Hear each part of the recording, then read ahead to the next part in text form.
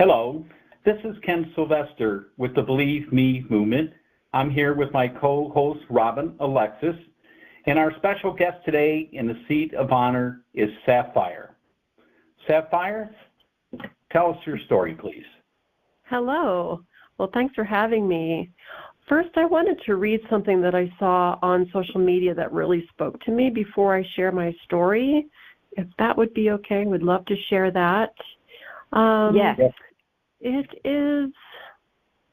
The title is You Get to Decide. You are not your pain. You are not your mistakes. You are not your childhood, your heartbreaks, or the people who couldn't love you right. You are what you chose to do with all of it. Every habit you've picked up, every fear you carry, every wall you've built, it all came from somewhere.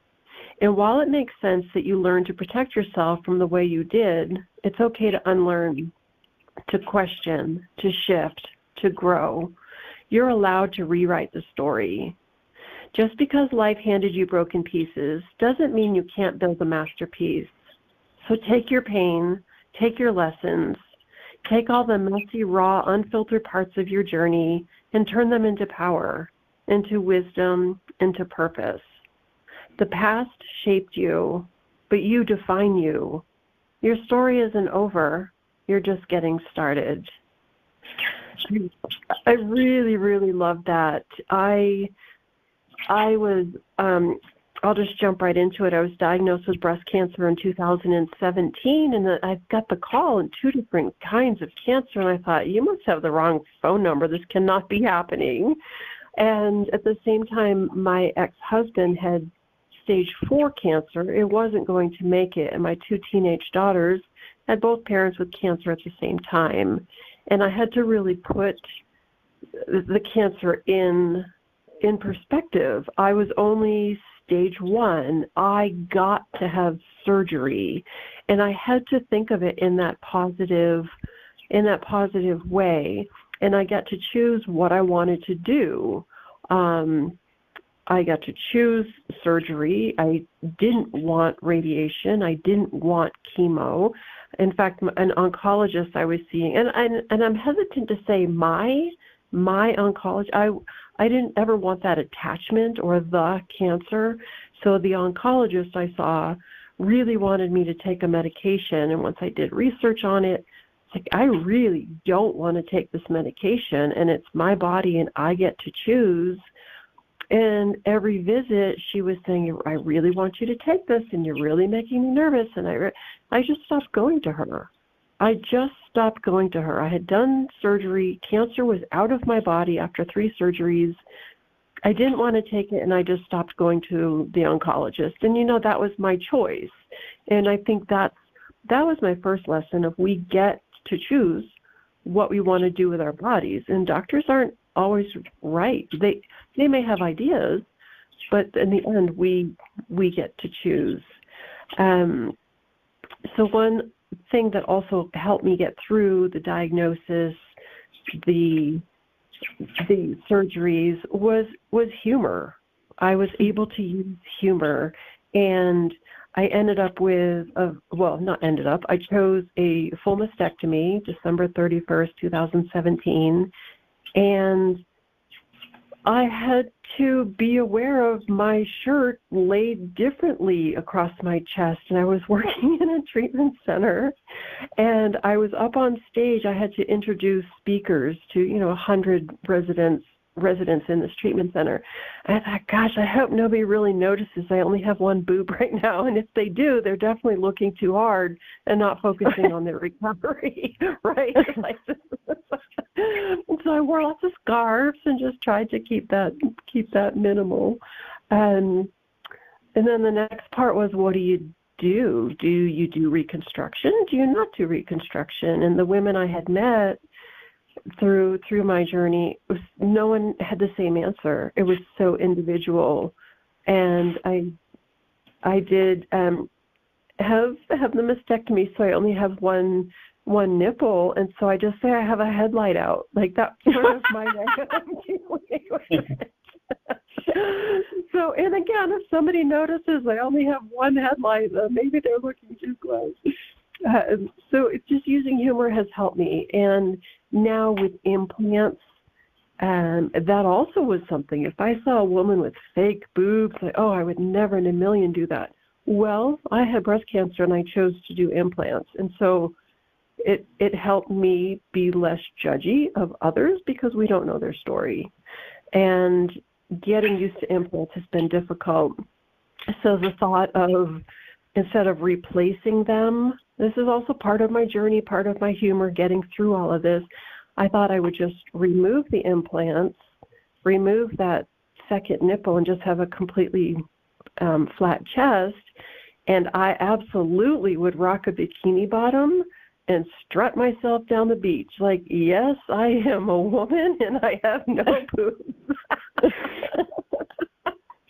Like, I would totally handle that. So anyway, humor has gotten me through it, and just keeping things in perspective and getting support as I've needed it has helped me get through that. That's my story. Do you have any questions?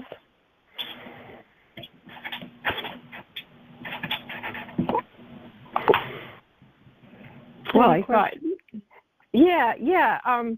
So, how did you manage being so self-confident, I guess, you seem like from the very beginning, even though you were stunned with the diagnosis and you already were coping with your ex-husband in stage 4 cancer, how is it that you maintain such clarity? Because it sounds like you didn't let people push you around, like you just didn't have doubt that what felt right to you were going to do some research on and make sure it also balanced out with common sense. But how did you do that? By doing research and talking to people. And I had joined a women's group called Casting for Recovery, and it is an amazing program helping women with breast cancer and going on fly fishing journeys. And just by listening and doing research online of what made the most sense, and just to take that power back. This is my body. I get to choose what I do. And accepting, okay, if cancer comes back because I didn't take this one medication, I would deal with that then. And I'm 7 years cancer-free, and I've never breast cancer-free. I have had skin cancer. And so no regrets doing what I did. And I think that's it. You just have to make a decision. And if it's not quite the right one, then you shift and make another decision. And one part that I left out, I was always really close with my mom, and my mom had an aneurysm rupture in January of 17, and her brain was never the same. And so I couldn't rely on her for support or for her to be there or help me through, making decisions. And she died the night before my very first surgery. And so I went into the OR, and I said, I just want to tell you, like, my mom died last night, so that's her way of being here, even starting with humor. And so, I don't know. Yeah, just knowing what I needed to do, and it was my choice, and nobody else's. Yeah, I had to choose something. The first thing was get that cancer out of my body. That was number one. I don't care how we do it. That was number one. How soon can I be scheduled? Get this cancer out of my body. I do remember that pressure. And then it still took 3 surgeries to get it completely out. Wow, that's great. Well, I can speak from firsthand experience. My daughter had breast cancer, and she was only 26 years old. She had just graduated from school and was going to start working as a assistant therapist, and found out that she had breast cancer. She had a double mastectomy.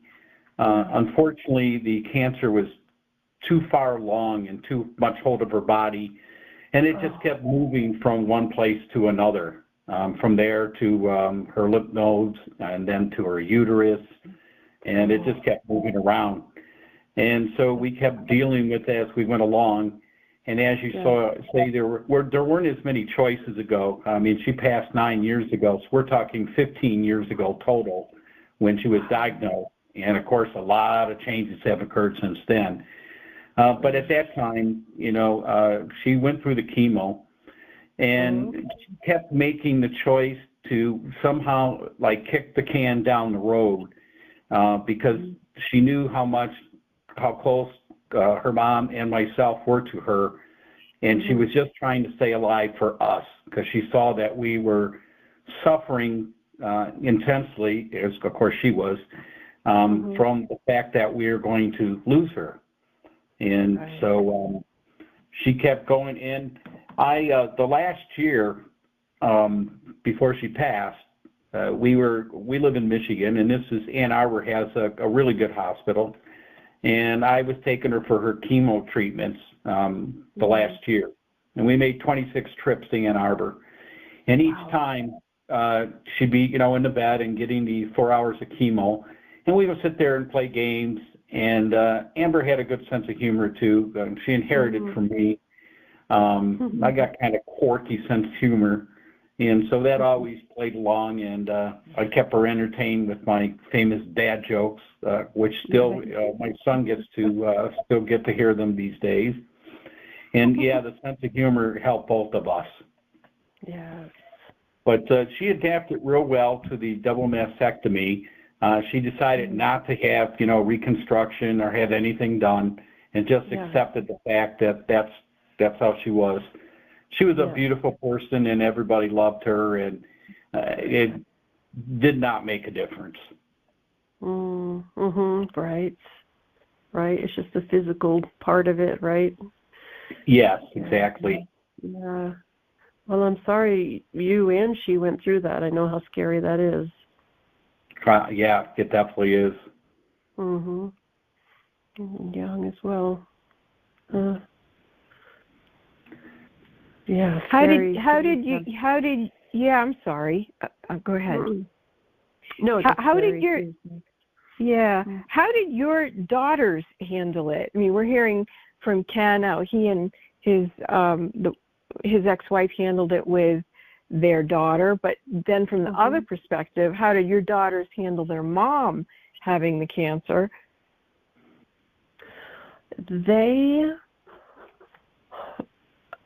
I had made sure that they were focused on their dad because he was so sick, and I said, just whatever you need, go visit him. I'm going to be fine. I get to have surgery. He didn't.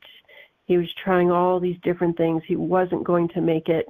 And I made sure my girls knew to focus on him. And I told my surgeon that, and he said, that's great, but this is also really important. You have cancer too. And I thought that was interesting. So I wasn't poo-pooing it. I could just see mine was only stage 1. I was going to be fine, where the girls really needed to focus on their dad and spend time with him. And so it sounds like you didn't want your situation to interrupt the grieving process that it was inevitable with your kids and their dad. So that was extremely generous of you. It made sense. It just made sense. Yeah. And then, you were saying how your mom passed away, I think you said the night before you went in for the surgery. Yeah. That feels like that would interrupt your grieving process and their grieving process of losing their grandmother. How did you handle that? That definitely complicated things. Yeah, 2017 was a rough year for all of us. And yeah, the girls had a, double, triple whammy that year, and they still look back and they'll say, what a hard year it was. And, and then also, they also have put this in perspective when I say, I'm sad I lost my mom. I say, yeah, but we're teenagers. We lost our dad. It makes sense that you lost your mom. You're getting older. And so even for them to go, yeah, sure, we miss grandma, but she was older. Like, you got to have her for however many years. And so even them as teenage girls saying, well, yeah, we lost our dad. So, it just, they put it in perspective too. It makes sense. I'm older. I'm going to lose parents. Yeah. It's unfair that they lost their dad. Yeah. So, Sapphire, how are the girls now that it's passed? As far as I know, I just spoke to Robin about how yesterday I've been grieving for 9 years, and how that there's some people say, well, after time, the grieving, you won't have to worry about that, and I definitely don't agree with that. And mine got triggered yesterday because my next door neighbor texted me if they could use my driveway to park because they were having their mom in hospice. And so it triggered grieving, and I had a really bad night, as I spoke to Robin earlier today, and a bad morning until I finally was able to reboot today. But it triggered the grieving process again, which I thought I had dealt with really well. But I still find from time to time that there's some triggers, and there's apparently some more grieving for me to do. And so I try to handle as it go along. So back to the question again is I wonder how your daughters are coming along these days as far as the grieving process. Well, I agree with you. Grief never goes away. It just changes. It just morphs. And so they deal with it as best as they can. My youngest daughter, they're 23 and 25, and my youngest daughter lives near me, and she and her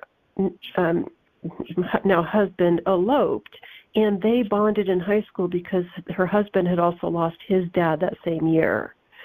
And so they bonded that way, and so when they eloped, I went as the photographer. I was the free photographer, and was taking photos, and my daughter had brought a picture of her dad holding her, and it's just such a darling photo, and she set it on this bench. We were beside this lake in the early morning, and she set it on this bench, and I said, oh, that's so beautiful, and just then her husband took a little, not vial, but what is it, that ashes are in, took a little urn out of his pocket and placed it next to the photo, and they said that way both our dads can be here. And oh my God, that's beautiful. Wow. It was so magical, and my daughter said, you're not supposed to cry, you're the photographer. I said, well, that one got me, so I get to cry. Oh, that is so thoughtful. That's what they wanted, and they didn't want a big wedding with 2 empty chairs where their dads should be, right? And so they were able to incorporate their grief in their ceremony, and I think that was just so magical that they could do that, and how amazingly powerful. I have a photo of it, obviously. Just really, really a sweet moment in their ceremony. And I think my oldest daughter hasn't grieved as much, maybe, or I think she might have tucked it down a little deeper, I fear. But it doesn't go away. It just morphs. Yeah. And Ken, I'm sorry if my story brought you right back into it too. Here you thought you were getting better today, and I come jumping on and drop the breast cancer bomb as well. No, actually, I decided to do this to see if I do still have grieving that I need to do, and if this would trigger it to try and move through it. Because Rob and I discussed whether or not I wanted to not participate today or postpone it, and I said, no, I want to take this on, confront this head-to-head, because I thought the serious part of my grieving was over. I had a trigger that happened a couple of weeks ago that was really a bad one, and I learned then that, okay, I thought I got into a position in the past year where, because Robin is able to be a medium and I was able to communicate with Amber, that's helped a lot in knowing how Amber feels and getting feedback from what I was telling Robin to ask Amber or to talk to Amber about. So I think that's helped me a great deal. In fact, it moved me from feeling really, really bad to feeling kind of good, not about the whole situation, but being in a good place where I was able to handle it and it didn't get triggered.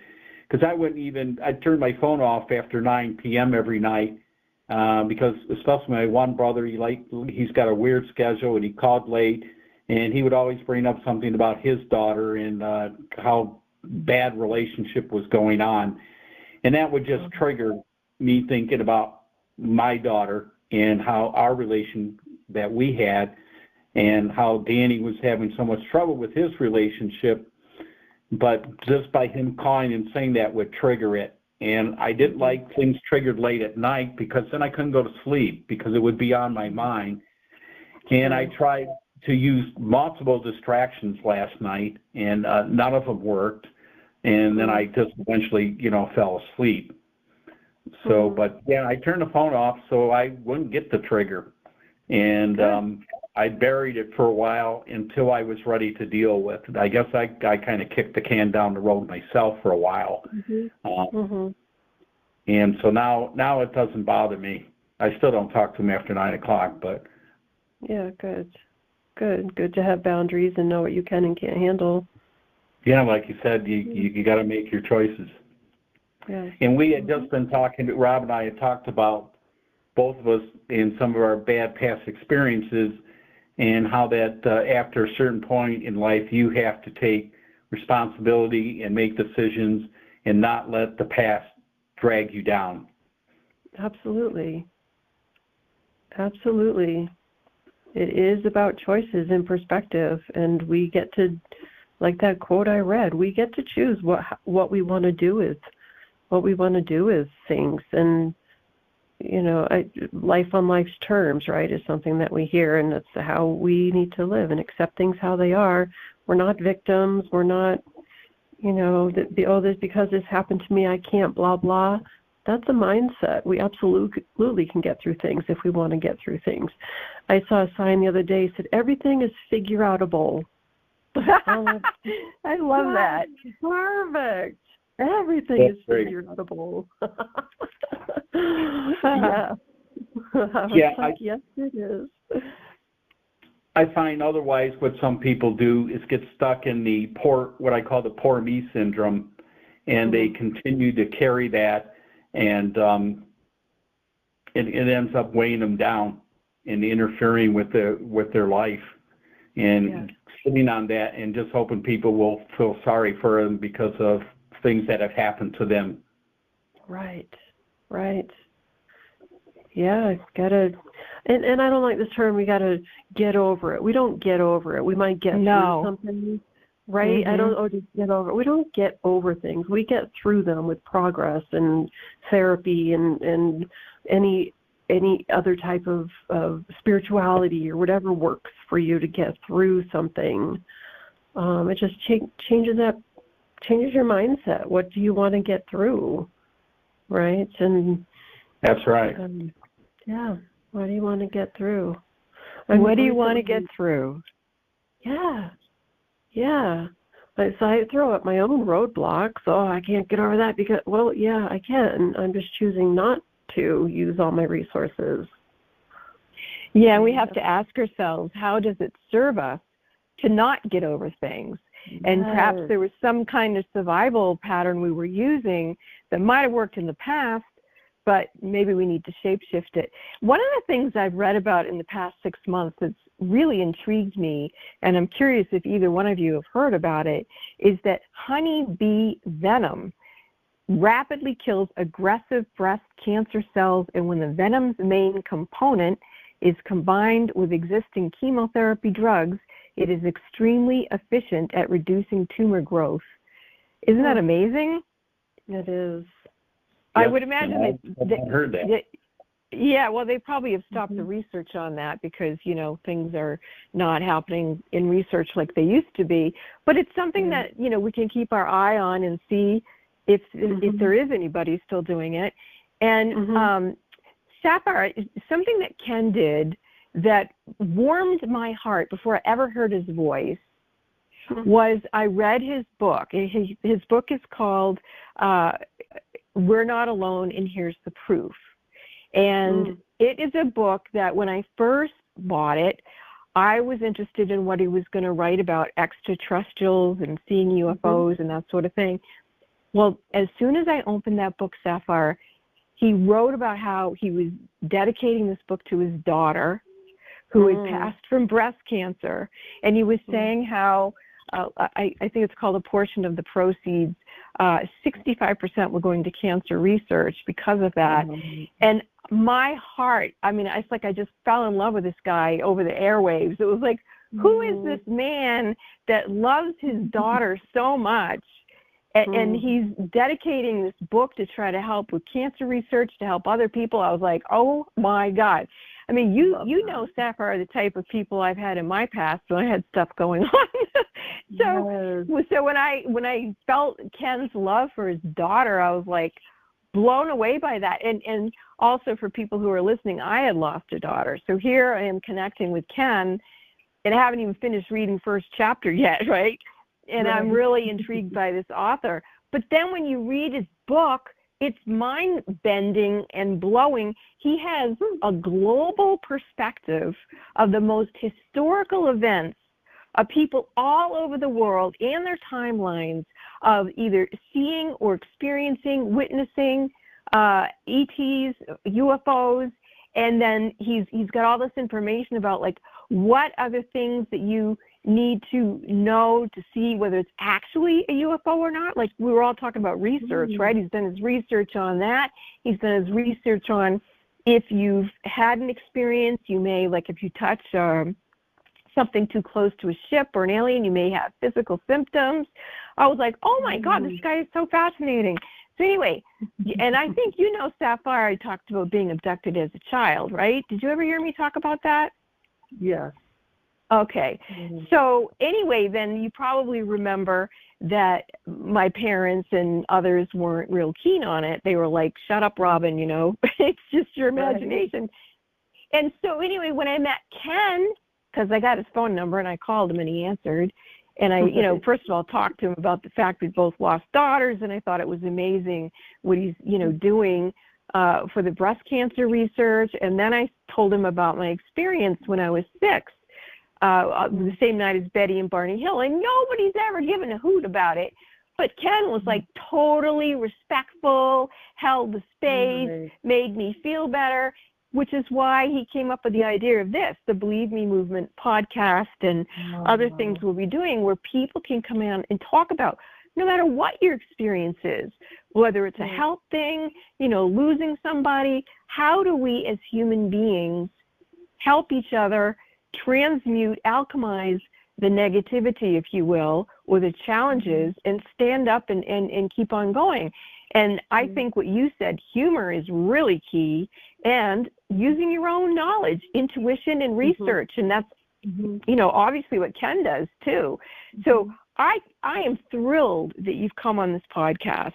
I'm amazed at what you got yourself through while your ex-husband is passing, you've got teenage girls, your mom's dying, and you've got cancer. I mean, wow. I bow deeply to you as I bow deeply to Ken. So totally respect you too. And just thrilled you're on the show. Thank you for having me. It's been fun. I like sharing my story because it can help others. And, you know, and had I done a self-breast exam like I was taught when I was 13, I would have felt the tumor. Wow. And it wasn't until I was on my surgeon's table, he says, see right here, sure enough, a small hard P, just like I was taught and worried about as a teenager. It's like, there it is. So if we can take care of ourselves, and I am an open book about being a breast cancer survivor, and you know, October Breast Cancer Awareness Month. It's like, get your mammograms, do your self-exams. Like, what is it? 1 in 3 of us will have breast cancer. Like, be proactive in that. And yeah, I'm an open book about it. And as you know, the earlier you get it detected, the much better chances you are. And Amber had her doctor misdiagnosed back, this was November of the previous year, and she found out in March. He missed it and misdiagnosed it. So, yeah, it's important that, like you say, And maybe this is one thing that everyone should remember, especially obviously women, to do what you suggest, do the self-diagnosis, and also make sure that you get the monograms to ensure that if anything's occurred. I just recently had a lump in my throat, and it's been there 30 years, but it hasn't changed in size. But with all this talk coming up and somebody else having cancer, I went finally and had it, went through a series of tests, and they did a biopsy, and it came back negative that it was just a lump of fat that's been there for 30-something plus years. Well, good for you for getting it checked. Absolutely. Yeah. I have a kind of off-the-wall question. Is how did you, Robin told me your name is Vicky, but you go by Sapphire. I'm just curious how you chose Sapphire. It was the furthest thing from Vicky I could find. Is there a reason you didn't like Vicky? Well, I was middle name Sue, Vicky Sue, and I was born in Atlanta, but then raised in New Hampshire. And Vicky Sue just isn't a great name, and it definitely isn't a great name in New Hampshire. And as a kid, you know, kids are mean, and nothing nice rhymes with Vicky. And it finally, in my 30s, like, I'm just going to change my name. And I called myself Sapphire, and then I made it legal years later, and yeah, I'm Sapphire. Someone said, "Oh, I'm sorry, I just called you Vicky." I'm like, I didn't even hear it. I don't even hear that name anymore, and no one around me even has that name, calls me that. Yeah, I've just changed my name. It felt like $1 million leaving the courthouse. It was remarkably easy, and yeah, I'm Sapphire. Yeah.